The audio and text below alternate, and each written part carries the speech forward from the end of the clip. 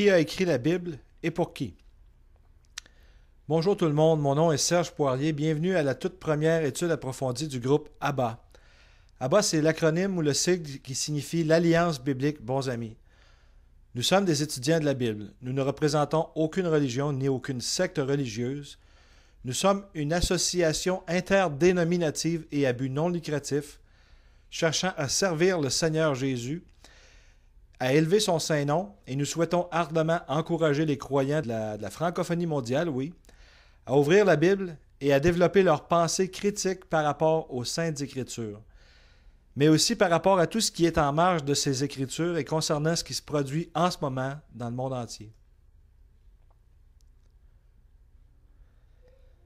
L'étude d'aujourd'hui a pour titre « Qui a écrit la Bible et pour qui ?» Cette étude servira de base de lancement pour les études subséquentes. Ce que nous ferons au cours des prochaines heures sera d'établir une base solide, inébranlable, pour aider le croyant à défendre sa foi de façon efficace et sans compromis, avec amour de Dieu et des autres. Mais avant de commencer, il est important d'abaisser nos cœurs devant le Seigneur et de lui demander d'être notre guide dans cette étude importante. Prions ensemble. Père éternel, nous te remercions pour ta parole que tu as gardée intacte pendant plusieurs générations afin qu'elle parvienne jusqu'à nos yeux et à nos oreilles, pour nous rassasier et nous guérir. Père, puisse ta parole produire ses bons effets en nous, afin que nous devenions les ambassadeurs, les ambassadrices de la bonne nouvelle, de la réconciliation avec Dieu par ta grâce, au moyen de la foi en ton Fils unique, notre Seigneur Jésus-Christ, et en son Saint-Nom, Père éternel, nous nous plaçons sans réserve sous ta protection et pour apprendre par le pouvoir de ton Esprit Saint. Au nom de Jésus-Christ, nous prions. Amen. Beaucoup de gens ont entendu parler du Seigneur Jésus, mais peu le connaissent d'une façon intime. Nous allons donc commencer par ce premier passage qui est d'une importance capitale puisque notre éternité ne dépend pas de ce que nous savons, mais plutôt de qui nous connaissons. Et c'est ici la vie éternelle qu'ils te connaissent, seul vrai Dieu et celui que tu as envoyé, Jésus-Christ, en Jean 17,3. Le mot « connaître » en grec, on a trois termes pour le mot « connaître ». Le premier, ce serait « gnosis » ou « ginosko », qui est un nom qui signifie « connaissance », un verbe d'apprendre à connaître, comprendre, venir à connaître, en retirer une connaissance perçue. En d'autres mots, c'est une relation intime. Le deuxième mot qu'on a en grec, c'est « oida », qui est utilisé de manière similaire ou synonyme avec « ginosko ». Le troisième mot, c'est « epignosis » ou « epignosko », qui est un nom qui veut dire « savoir », et plutôt avoir une connaissance intellectuelle, savoir et comprendre. Il est donc possible de savoir des choses sur quelqu'un sans vraiment connaître cette personne. Jésus-Christ doit devenir le pont entre le cœur et la raison pour que nous puissions le connaître, et les êtres humains sont donc appelés à l'inviter à devenir maître et seigneur dans leur cœur et dans leur vie. Pour comprendre la Bible, qui est aussi appelée les Saintes Écritures ou encore la parole vivante de Dieu, elle doit être lue de façon littérale. Et lorsque l'on lit une allégorie ou une métaphore ou une poésie, une prose, comprendre que même dans de tels cas, le message transmet toujours une vérité littérale. Pour avoir une vue d'ensemble et une compréhension globale, le lecteur a besoin d'avoir une relation intime, une relation personnelle avec Jésus-Christ. Nous devons toujours laisser la Bible interpréter la Bible. Dieu dit ce qu'il pense et pense ce qu'il dit.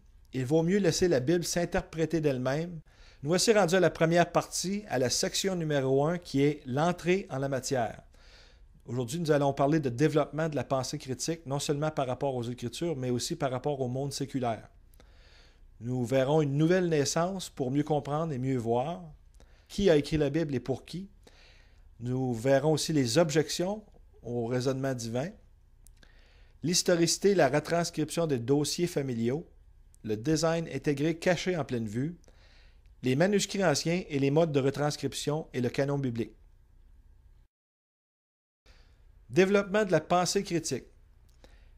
Il s'agit ici de vouloir aller au fond des choses, de ne pas simplement accepter d'avance ce qui vous sera proposé via cette présentation, mais de fouiller chaque détail pour vérifier par vous-même s'il en est bien ainsi et pour éveiller en chacun et chacune de vous un questionnement structuré et fonctionnel en vue d'une lecture et d'une recherche dans des écrits qui sont spirituellement discernés.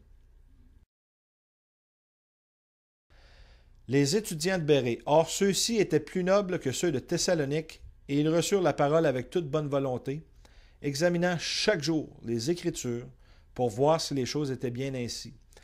Acte 17.11. Acte 17.11 devrait toujours faire partie de votre étude et de la mettre en tête de votre étude.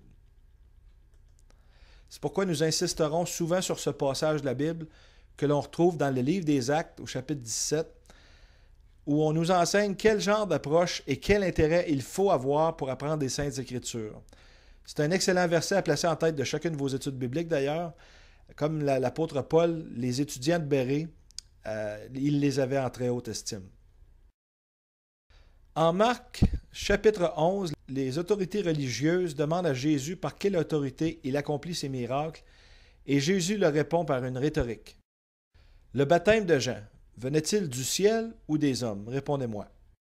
C'est une question à laquelle les autorités n'ont pas pu répondre parce que s'ils avaient dit du ciel, Jésus aurait pu leur demander « Pourquoi n'avez-vous pas cru Jean? » Et s'ils avaient répondu des hommes, ils auraient pu en subir de graves conséquences puisque le peuple croyait que Jean était vraiment un prophète envoyé par Dieu. Nous sommes donc invités à une nouvelle naissance, ce qui nous amène à aller voir dans le livre de Jean au chapitre 3 pour comprendre un peu plus de quoi Jésus parle concernant le baptême qui vient du ciel. Jésus a un entretien spécial avec Nicodème, c'est un chef religieux de son temps. Voici ce qui s'est dit. Mais il y avait un homme d'entre les pharisiens dont le nom était Nicodème, qui était un chef des Juifs.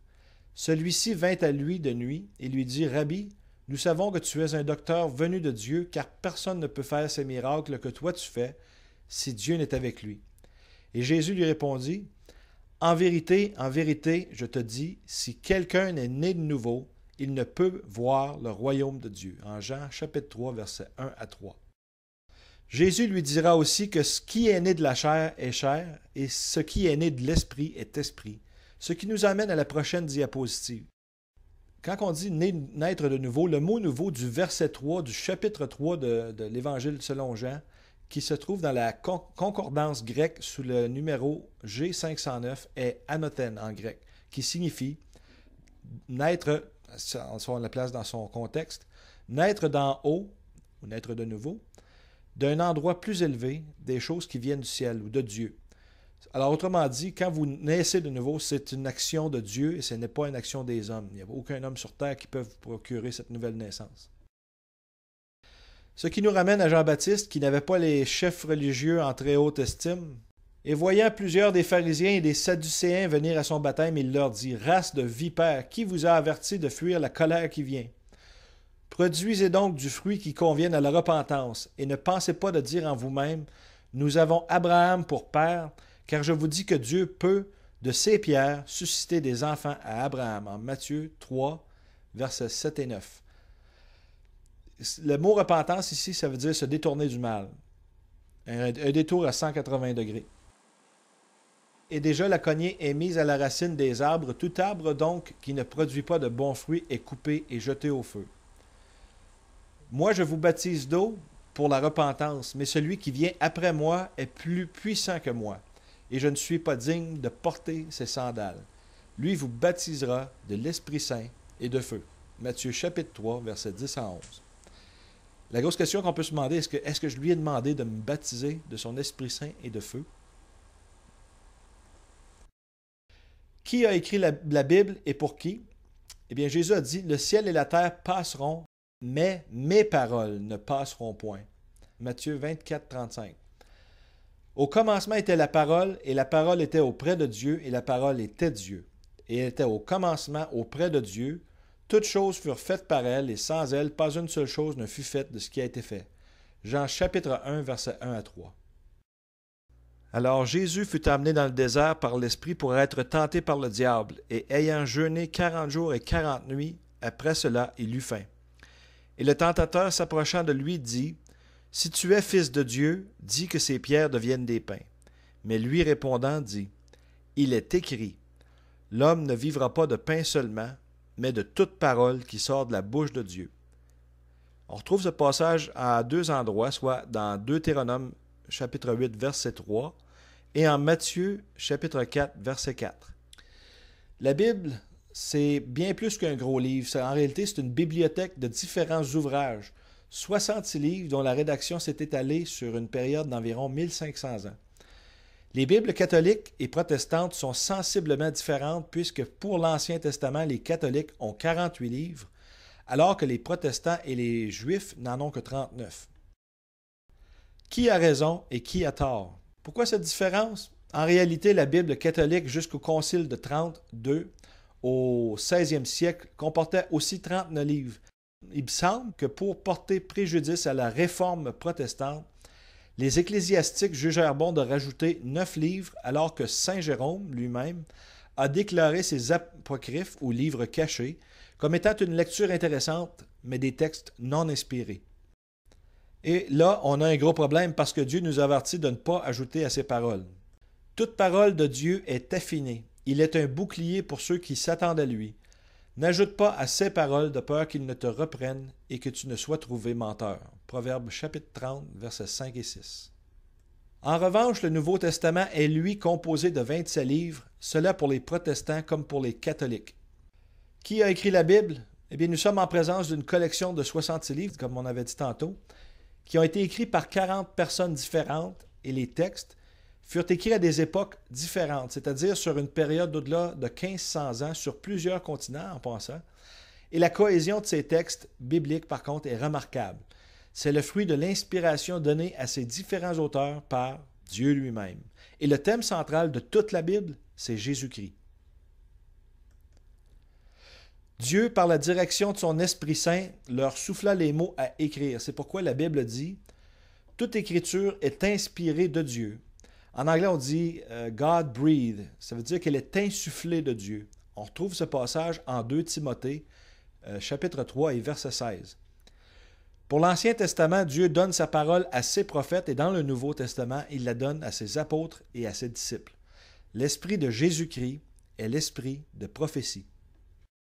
Nous avons des objections aussi face à l'infaillibilité de la parole de Dieu, que ce soit en philosophie, en biologie, en astronomie ou en archéologie. On commet souvent l'erreur de penser que l'autorité des Écritures relevait des apôtres ou des hommes de Dieu et que scientifiquement, on puisse débattre de l'exactitude des noms, des lieux ou même des événements relatés dans la Bible. Mais dans cette argumentation, le raisonnement humain prend le dessus sur le raisonnement divin. Et c'est plutôt l'inverse qui est vrai et valable.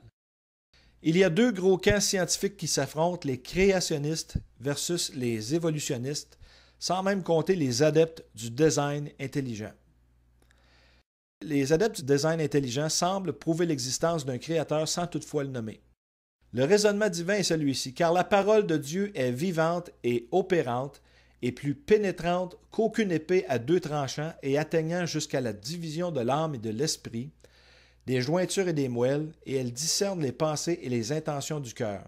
Et il n'y a aucune créature qui soit cachée devant lui, mais toutes choses sont nues et découvertes aux yeux de celui à qui nous avons affaire. Hébreux chapitre 4, versets 12 et 13. Éternel, tu me sondes et tu me connais. Tu sais quand je m'assieds et quand je me lève. Tu pénètres de loin ma pensée. Tu sais quand je marche et quand je me couche. Et tu pénètres toutes mes voies. Car la parole n'est pas sur ma langue que déjà, ô Éternel, tu la connais entièrement. Tu m'entoures par derrière et par devant, et tu mets ta main sur moi. Une science aussi merveilleuse est au-dessus de ma portée. Elle est trop élevée pour que je puisse la saisir. On trouve cela en Psaume 139, versets 1 à 6. Qui a dit qu'il n'y avait pas de science dans la Bible? Dieu a sa propre science qui est bien au-dessus de toute connaissance humaine. Si seulement on pouvait s'imaginer et comprendre tout ce qui a été souffert et enduré pour que la Bible parvienne jusqu'à nous. Et pour comprendre comment elle est arrivée jusqu'à nous, eh bien, l'histoire de la transcription des écrits de la Bible est unique par sa précision et son authenticité. Voici une matière à réflexion. Le texte fut écrit et conservé par des milliers de personnes pieuses sur des supports bien différents. La pierre, les tablettes d'argile, le papyrus, le parchemin et finalement le papier. Les textes ont été gravés ou écrits à la main pendant plusieurs millénaires. La copie durait plusieurs mois et coûtait une fortune. On va vous donner un peu d'histoire et d'archéologie. Il y a eu des fouilles archéologiques effectuées en Mésopotamie, qui est la Syrie et l'Irak d'aujourd'hui, au 19e siècle, et qui se sont poursuivies jusqu'au 20e siècle, et qui ont permis de mettre à jour des inscriptions les plus anciennes, soit 22 000 tablettes d'écriture cunéiformes, qui datent d'environ 4000 ans, dans les ruines du palais du roi de Marie. Sur un autre site, 18 000 autres tablettes ont été découvertes en 1975 et constituent les archives de l'ancien royaume d'Ebla. Elles datent de 2250 ans avant Jésus-Christ et sont donc antérieures à l'époque d'Abraham. Moïse disposait donc de l'écriture, étant l'un des plus anciens écrivains de la Bible. Il a donc pu retranscrire ce que Dieu lui avait communiqué. Ceci démontre que l'on savait écrire durant et même avant la rédaction des premiers textes bibliques. En bas de l'écran à gauche, on commence avec le papyrus qui était extrait de la plante du même nom. Son roseau poussait dans les eaux peu profondes des lacs et des rivières de l'Égypte et de la Syrie. Parmi le matériel disponible dans les temps anciens, le papyrus était le plus commun. L'emploi du papyrus aurait été populaire jusqu'aux environs du 3e siècle après Jésus-Christ. Le plus vieux fragment qui existe est estimé à 2400 ans avant Jésus-Christ, et le papyrus ne se conserve pas très longtemps, sauf en des conditions exceptionnelles. En haut à gauche, on a le parchemin qui est le nom donné aux peaux de brebis, aux peaux de chèvre ou d'antilope, qui étaient tannées et grattées avec soin pour produire un matériel d'écriture durable. En haut à droite, on a ce qu'on appelle le vellum ou la peau de veau, qui était souvent teinte de violet, tel que l'on peut le constater dans certains manuscrits anciens. La teinte était aussi d'or et d'argent. En haut au centre, on a l'ostraka qui était très populaire et facile d'accès aux gens ordinaires en Égypte et en Palestine. Il s'agit d'une poterie non vernie. Et dans la rangée de gauche au centre, on a la pierre commune, tout comme la pierre Rosetta, ou en anglais la Rosetta Stone, inscrite avec un style de fer que l'on retrouve dans la photo du centre. Il y a aussi eu de l'écriture qui s'est faite sur les tablettes d'argile, sur les murs des grottes et des cavernes, etc., jusqu'à l'utilisation du papier et de l'encre comme on le sait aujourd'hui. Nous arrivons maintenant aux alliances par rapport à l'écriture, des alliances qui ont été faites entre Dieu et les hommes avant le péché originel. En première place, nous avons l'alliance de la présence de Dieu. Cette alliance amène la présence de Dieu sur la terre, comme en Genèse 1, 28. Lorsque Dieu leur assigne leurs responsabilités et leur ordonne de fructifier et de se multiplier, ils reçoivent en fait une alliance de partenariat et de la présence du Maître qui surveillera de près comment ils réagiront face à la création sur laquelle ils ont maintenant tout pouvoir. En deuxième place, nous avons l'alliance de la protection de Dieu qui dit « Mais tu ne mangeras pas de l'arbre de la connaissance du bien et du mal » en Genèse 2, 17. En troisième place, nous avons l'alliance du mariage. Nous avons le premier mariage en Genèse chapitre 2, versets 18 à 24. Dieu voit que l'homme est tout seul pour nommer les animaux et qu'il n'est pas bon pour Adam d'être seul. Il fait donc tomber Adam dans un profond sommeil et à partir d'une de ses côtes, une des côtes de l'homme, va créer la femme. Ils ne feront qu'une seule chair à partir du moment où chacun d'eux laisseront leur père et leur mère. Ils vont s'unir devant Dieu. L'institution du mariage vient d'être créée. Nous avons aussi des alliances qui ont été faites après le péché originel. En premier lieu, nous avons l'alliance messianique.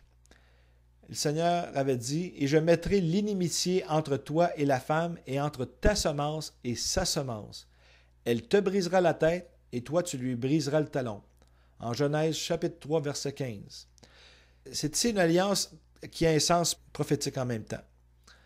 En deuxième place, nous avons l'alliance des sacrifices de sang. Dieu a donc dû effectuer le premier sacrifice et tuer les premiers animaux. Il leur a fourni des peaux pour les habiller. En Genèse 3, 21. Rappelons-nous qu'il n'y a pas de rémission de péché sans effusion de sang. En troisième place, nous avons l'alliance de l'enregistrement du péché. Et Caïn reçoit une marque en Genèse chapitre 4 et verset 15. Et l'Éternel lui dit, « Eh bien, si on tue Caïn, Caïn sera vengé 7 fois. Et l'Éternel marqua Caïn d'un signe pour qu'il ne soit pas tué par qui le rencontrerait. » L'alliance de l'enregistrement du péché était l'origine de l'Écriture. Le premier mot écrit fut un avertissement de Dieu de ne pas punir Caïn pour son péché. Un Messie annoncé longtemps d'avance. Et l'Éternel Dieu dit au serpent, « Parce que tu as fait cela, tu es maudit par-dessus tout le bétail et par-dessus toutes les bêtes des champs. Tu marcheras sur ton ventre et tu mangeras la poussière tous les jours de ta vie. Et je mettrai l'amitié entre toi et la femme, et entre ta semence et sa semence. Elle te brisera la tête, et toi tu lui briseras le talon. » Ce verset-là est prophétique dans le sens qu'il annonce déjà la croix 4000 ans d'avance, en 4004 avant Jésus-Christ, en Genèse chapitre 3, versets 14 et 15. Comme on l'a vu tout à l'heure, à l'Alliance messianique, on s'aperçoit que l'annonce du Messie ne s'est pas fait attendre trop longtemps. Dans le livre de Job, on peut lire une prophétie annonçant à la fois l'Écriture, comme on la connaît aujourd'hui, mais aussi une prophétie concernant le Messie à venir.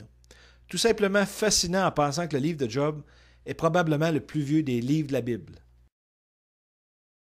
En Job 19, 23 à 26. « Oh, si seulement mes paroles étaient écrites, si seulement elles étaient inscrites dans un livre, avec un style de fer et du plomb, et gravées dans le roc pour toujours. Et moi je sais que mon Rédempteur est vivant, et que le dernier, il sera debout sur la terre. Et après ma peau, ceci sera détruit, et de ma chair, je verrai Dieu. » Job sera-t-il le premier écrivain de la Bible? Nous avons des dossiers familiaux. L'enregistrement des données généalogiques des familles dans les temps anciens est devenu la plus importante science de l'humanité. Quand les humains ont commencé à réaliser qu'ils étaient pour vivre au-delà du jugement du grand déluge, durant les 10 premières générations, ils ont commencé à transmettre ces données à leurs descendants. En Genèse chapitre 5 et verset 1, il est écrit « Voici le livre de la postérité d'Adam, lorsque Dieu créa l'homme, il le fit à la ressemblance de Dieu. » La première partie de la Bible est un rapport officiel du début de l'humanité qui décrit comment la race humaine s'est répartie autour du globe terrestre. La Bible que vous tenez dans vos mains, c'est bien plus précieux que vous puissiez le penser. Vous avez non seulement la lettre d'amour de Dieu le Père dans les cieux, mais aussi une merveille d'ingénierie qu'aucune invention humaine n'égalera jamais. Ce que nous avons dans nos mains, c'est un message intégré et par design. La grande découverte est que la Bible est un système messager. Ce n'est pas seulement 66 livres signés par 40 auteurs différents sur plusieurs siècles et sur différents continents. La Bible est aussi un tout intégral qui porte l'évidence d'une ingénierie surnaturelle, et ce dans chaque menu détail. Et les rabbins juifs expriment bien cette idée lorsqu'ils disent qu'ils ne comprendront vraiment les Écritures que lorsque leur Messie reviendra. Ils l'attendent encore d'ailleurs. Et à son retour, il leur interprétera non seulement tous les versets, mais chaque mot, les lettres elles-mêmes et même les espaces entre chaque lettre. On pourrait dire quelle exagération, mais à la lecture de ce passage de Matthieu, on comprend mieux cet enthousiasme. Ne pensez pas que je sois venu pour abolir la loi ou les prophètes. Je ne suis pas venu pour abolir, mais pour accomplir, car, en vérité, je vous dis, jusqu'à ce que le ciel et la terre passent, un seul iota ou un seul trait de lettre ne passera point de la loi, que tout ne soit accompli. Matthieu 5, 17-18. Vous savez, lorsqu'on lit la Bible, il y a des chapitres où on a tendance à lire un peu plus vite que d'autres chapitres, où l'action est un peu plus palpitante. Surtout les chapitres où on parle de généalogie, on a tendance à y aller avec un peu moins d'enthousiasme. On oublie que chaque lettre et chaque mot, chaque détail est important. Au chapitre 5 caché, dans la signification des noms des 10 premières générations, se trouve une autre prophétie qui annonce le Messie longtemps d'avance. Cachée dans les couches de texte, voici les noms et leur signification. Dans ce tableau, on peut les voir en français et en anglais. En première place, nous avons Adam, Adam qui signifie homme. Deuxièmement, nous avons Seth. Pour voir la signification, il faut aller en Genèse chapitre 4 et verset 25, qui veut dire assigné. Enoch, qui est tiré du mot Anash, qui veut dire mortel, incurable. En quatrième place, Kénan, qui veut dire tristesse. En cinquième place, Mahalaleel, qui vient du mot Mahalal, qui veut dire béni ou loué. El, qui veut dire le nom de Dieu, qui veut dire le Dieu fort. Par exemple, Elohim, comme en Genèse chapitre 1 au verset 1. Ce qui veut dire le Dieu béni. En sixième place, nous avons Jéred, qui vient du verbe yarad, qui veut dire descendra.